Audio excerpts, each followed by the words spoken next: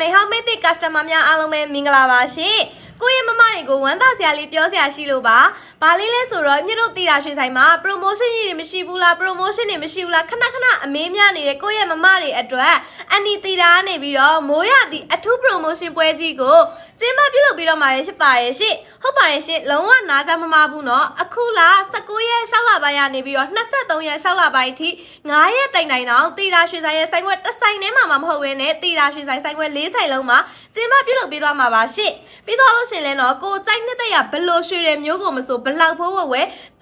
တစ်ခုလက်ဆောင်နေရအောင်မှာဆိုအရမ်းမိုက်တယ်เนาะဒါအပြင်လေအခုလက်ရှိအချိန်ကရွှေဝဲလို့အကောင်းဆုံးအချိန်ဆိုတော့ကိုကတန်ဖိုးရှိတဲ့ရွှေတွေဝယ်ရင်းနဲ့တန်ဖိုးကြီးပစ္စည်းတွေလည်းထက်ရအောင်မှာဆိုတော့အရောက်မှာမိုက်တယ်เนาะကဲဒါဆိုလို့ရှိရင်တော့လုံးဝကိုမှလက်လွတ်မခံသင့်မဲနဲ့19ရက်နေ့ကနေပြီးတော့23ရက်နေ့ထိ9ရက်တောင်ကျင်းပပေးသွားမှာဆိုတော့အမြန်ဆုံးလေးပဲနီးစက်ရတီတာရွှေဆိုင်ဆိုင်ခွဲလေးဆိုင်လုံးမှာလာရောက်ဝယ်ယူအားပေးလိုက်တော့เนาะ